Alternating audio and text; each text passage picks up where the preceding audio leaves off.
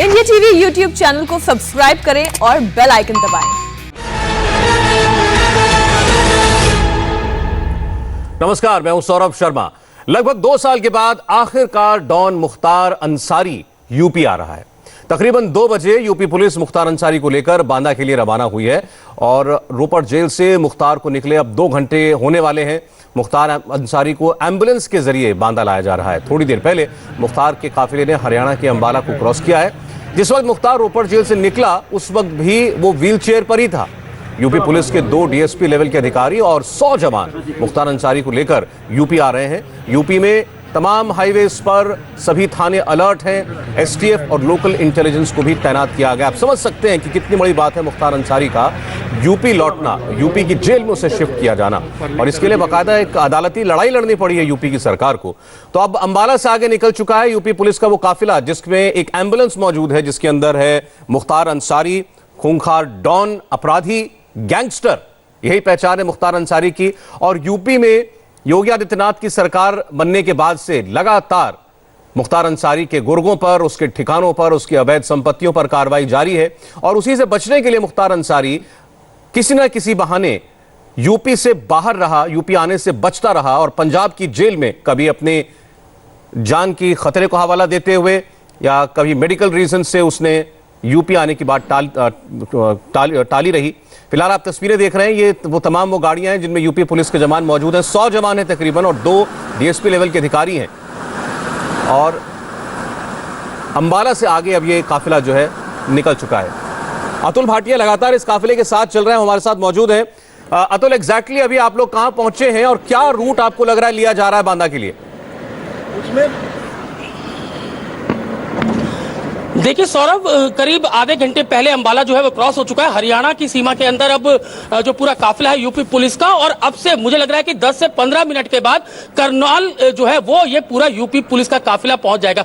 तो 10 से 15 मिनट, क्योंकि गाड़ियां भी जो है, जो पुलिस काफिला है वो तकरीबन 120, 110, 120 की स्पीड पर ये गाड़ियां चल रही हैं, क्योंकि कोशिश पूरी यूपी पुलिस की यही है कि जल्द से जल्द यूपी का जो इलाका है, यूपी का जो यूपी स्टेट के अंदर जो एंट्री है वो ये पूरा काफिला करे। सबसे अहम बात, यहाँ पर लगभग 2 घंटे हुए हैं और जो अंबाला क्रॉस किया जा चुका है, करनाल 10 से 15 मिनट में पहुंच जाएगी ये पूरा जो काफिला है। और उसके बाद पानीपत अगर आप माने तो आधे या पौने घंटे का रास्ता है। उसके आगे सोनीपत के बाद कुंडली से केएमपी शुरू हो जाएगा, जहां पर यूपी उत्तर प्रदेश का जो इलाका है वो शुरू हो जाएगा। तो कोशिश यही है पुलिस की, जल्द से जल्द यूपी के अंदर पहुंचा जाए। मुख्तार अंसारी, हम बिल्कुल एम्बुलेंस के साथ में से निकल रहे हैं। एम्बुलेंस के अंदर जो है वो मुख्तार अंसारी लेटा हुआ है। 2 सीओ की गाड़ी आगे चल रही है, 2 सीओ की गाड़ी पीछे चल रही है, वज्र वाहन उसके पीछे है। और उसके अलावा और भी 4 से 5 गाड़ियां जो यूपी पुलिस की है वो भारी भरकम लश्कर के साथ जो है वो मुख्तार अंसारी को एम्बुलेंस के अंदर लेकर आ रही है। तो ये पूरा जो सौरभ लगभग 900 किलोमीटर, अगर एग्जैक्ट बात करें तो रोपड़ जेल से लेकर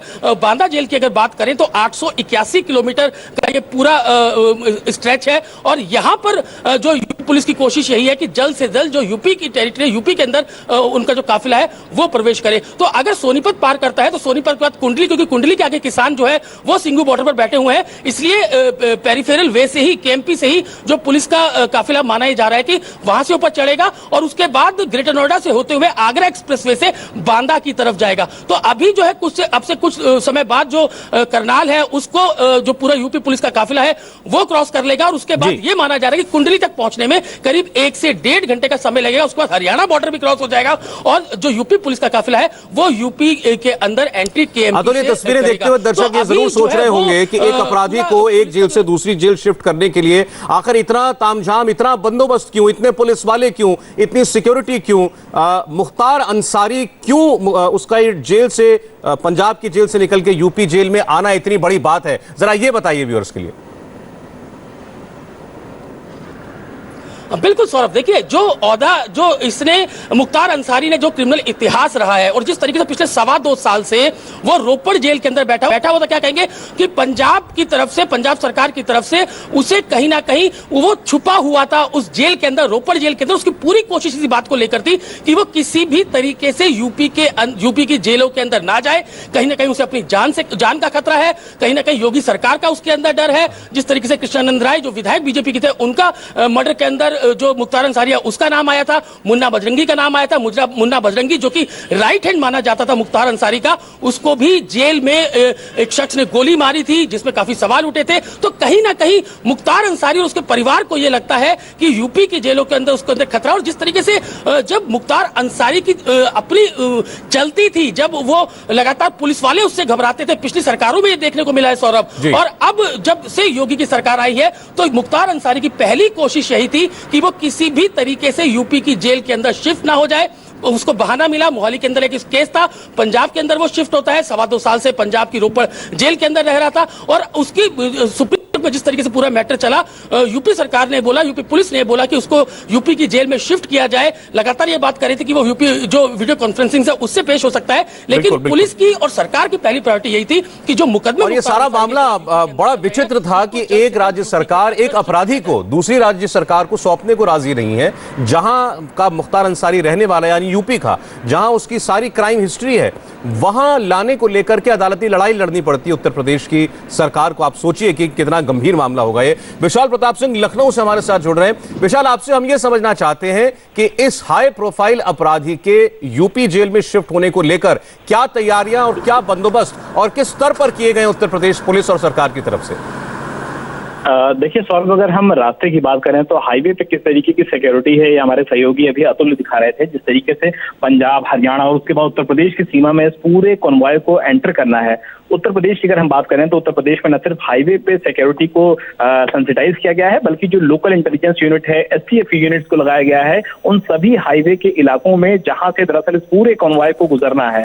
मुख्तार अंसारी का जो पूरा ये काफिला चल रहा है, ये एम्बुलेंस है मुख्तार अंसारी, और ये हमारे सूत्र बता रहे हैं कि वो लगातार अभी भी एम्बुलेंस के अंदर लेटा हुआ है, उठ के बैठ नहीं रहा है मुख्तार अंसारी। तो दिखाने की कोशिश की जा रही है कि पिछली बार जो मोहाली कोर्ट से विजुअल्स आए थे, जो सबसे पहले हमने अपने दर्शकों को दिखाए थे इंडिया टीवी के, कि किस तरीके से एक बाहुबली मुख्तार अंसारी, जो कि जिसके की नाम से तूती बोलती थी उत्तर प्रदेश और अन्य राज्यों में, वो व्हील चेयर पे बैठ करके मास्क लगा करके चेहरे को छुपा करके आया हुआ था। लेकिन आज मुख्तार अंसारी एम्बुलेंस में लेटा हुआ है, उठ के नहीं बैठ रहा है, क्योंकि वो अपनी लाचारी को पुलिस के साथ, प्रशासन के साथ और सबको ये बताना चाहता है कि वो कितना ज्यादा बीमार है।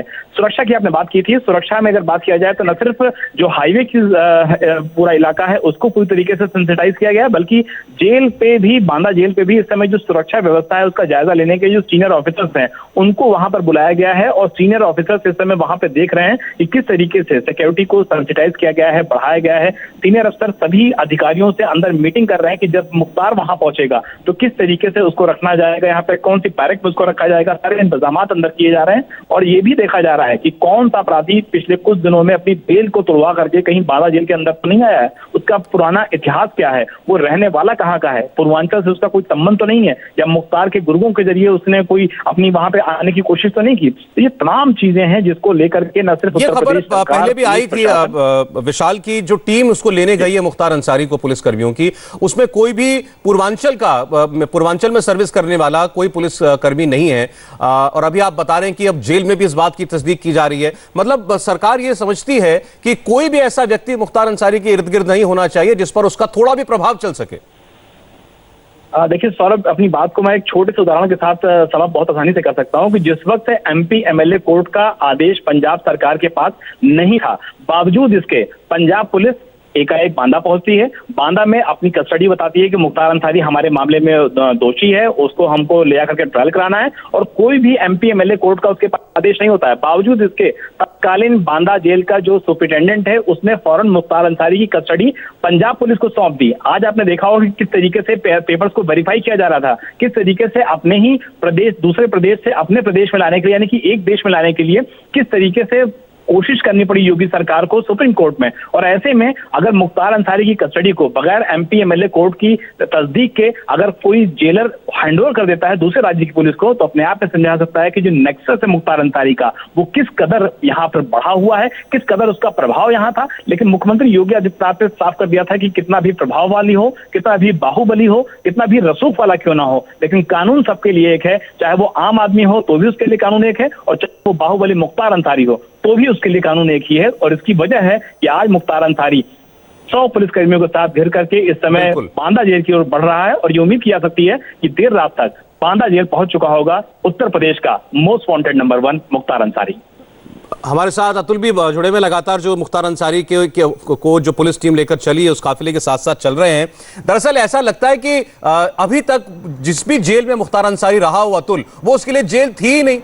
यूपी पुलिस के पूर्व एडीजी अब रिटायर्ड हैं, उन्होंने ये बताया इंडिया टीवी पर कि किस तरीके से वो जेल में मीटिंग्स करता था, उसके परिवार वाले बेरोक-टोक उससे मिल सकते थे, बिल्कुल एक आरामगाह ऐशगाह थी उसके लिए जेल। और एक जेल से दूसरी जेल अगर आने के लिए मुख्तार अंसारी ने इतने पापड़ बेले कि उसे ना शिफ्ट किया जाए, इसका मतलब ऐसा लगता है कि शायद रोपड़ जेल में भी उसे कोई खास तकलीफ नहीं थी।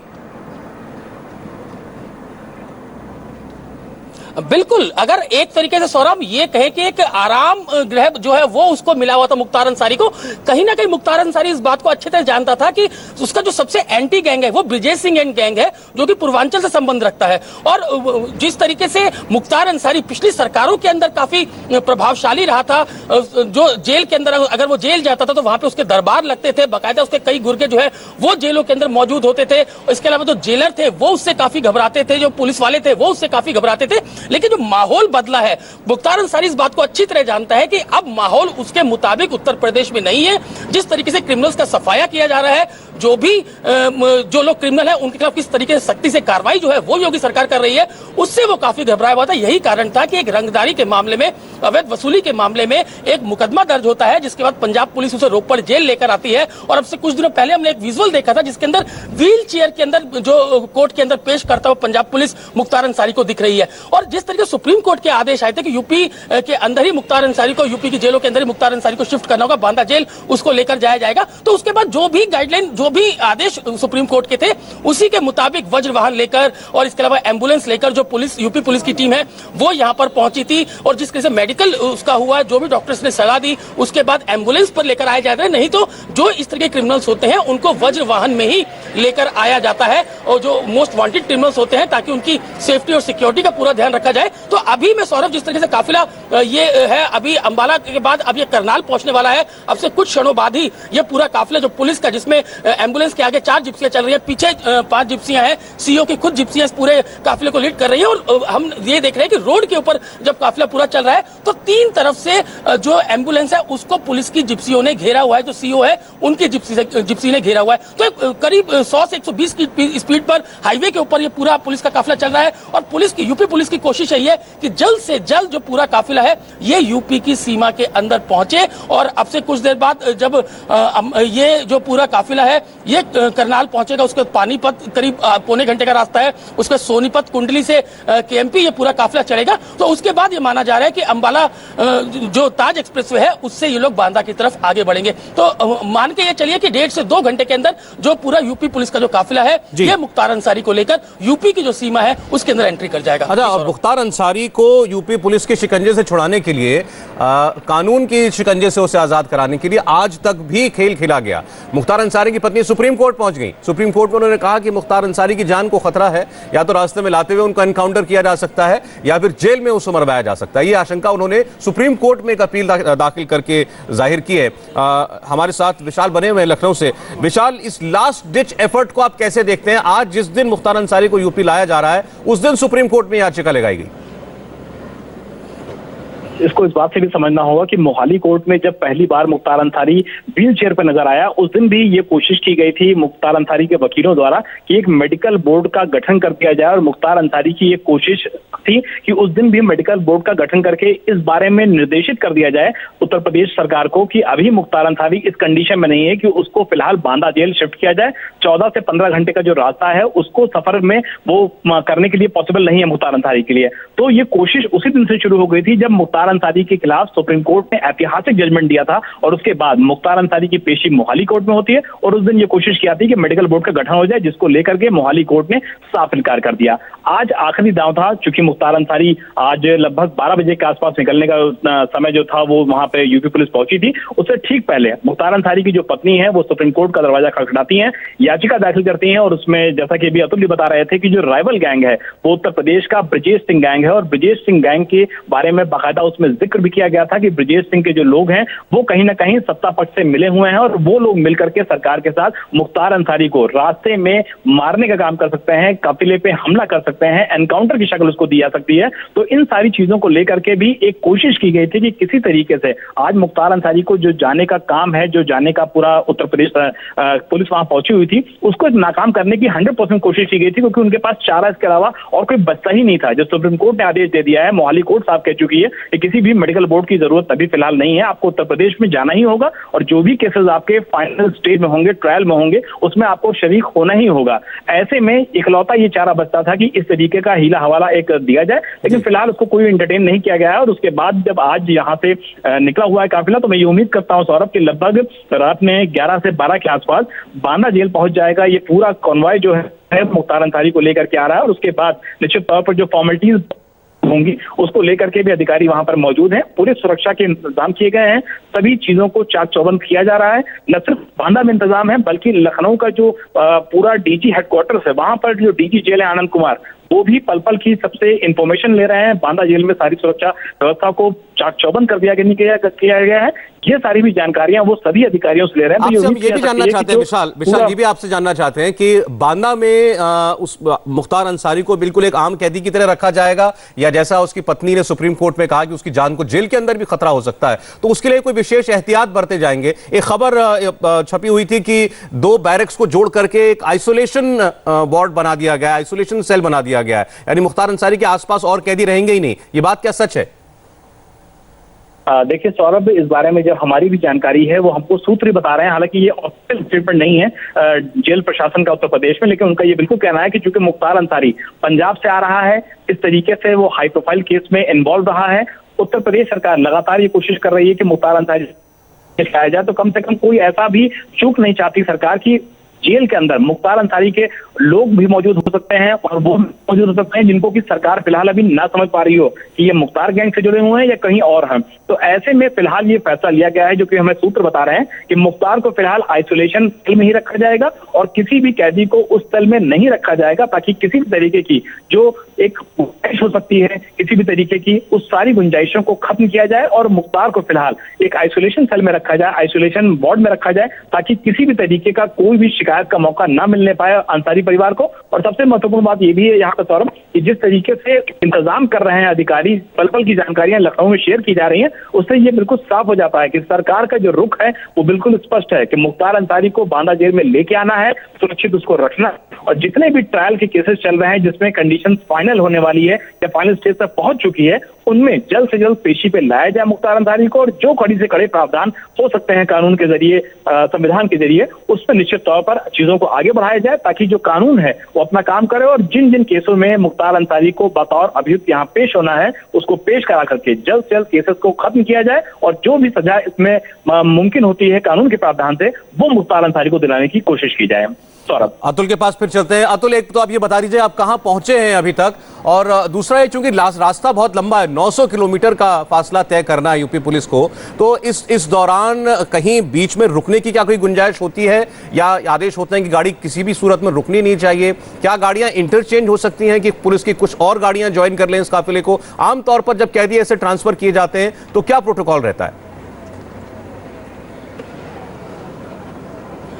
देखिए सौरभ, यहाँ से करनाल जो है वो 12 किलोमीटर है, और सोनीपत जो अभी यहाँ से बोर्ड निकला है, साइन बोर्ड, उसमें एग्जैक्ट 100 किलोमीटर दिखा रहा है। तो 100 किलोमीटर यहाँ से सोनीपत है, उसके बाद कुंडली, और वहां से ये पूरा काफिला जो है वो केएमपी पर चढ़ेगा। और जिस तरीके से पूरा काफिला चल रहा है, क्योंकि रुकने की आप जो जैसे बात पूछ रहे हैं, कि एक बात तो तय है कि जब तक यूपी पुलिस यूपी की टेरिटरी के यूपी के अंदर नहीं एंट्री करती है, तब तक ये काफिला कहीं रुकने वाला नहीं है। और 100 किलोमीटर जिस तरीके से सोनीपत है, तो मान के चलिए कि तकरीबन 1.5 घंटे के अंदर ये पूरा काफिला, क्योंकि काफी तेज रफ्तार से पूरा काफिला चल रहा है, लगभग 1.5 से पौने 2 घंटे के अंदर केएमपी जो है ये पूरा पुलिस काफिला चढ़ जाएगा। उसके बाद क्योंकि पूरा वो पेरिफेरल वे है, और आगरा के बाद ही ऐसा लग रहा है कि ये पूरा जो काफिला है वो कहीं पर रुकेगा। जिस तरीके से 4:30 बजे जो यूपी पुलिस की टीम है वो यहाँ पर रोपड़ पहुंची थी, और उसके बाद लगभग 11:57 पे ये रोपड़ जेल पहुंचते हैं। 2 घंटे में कागजी कार्रवाई करने के बाद वहां से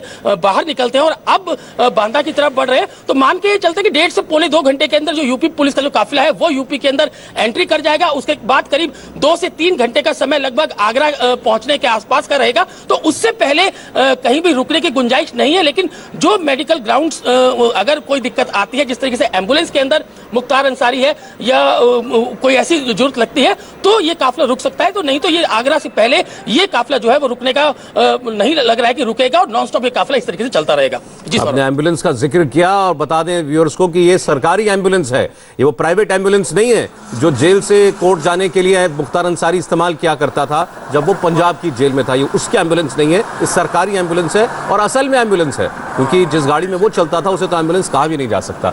तस्वीरों पर लगातार बने हुए, वापस लौटेंगे इसी बड़ी खबर पर एक छोटे से ब्रेक के बाद।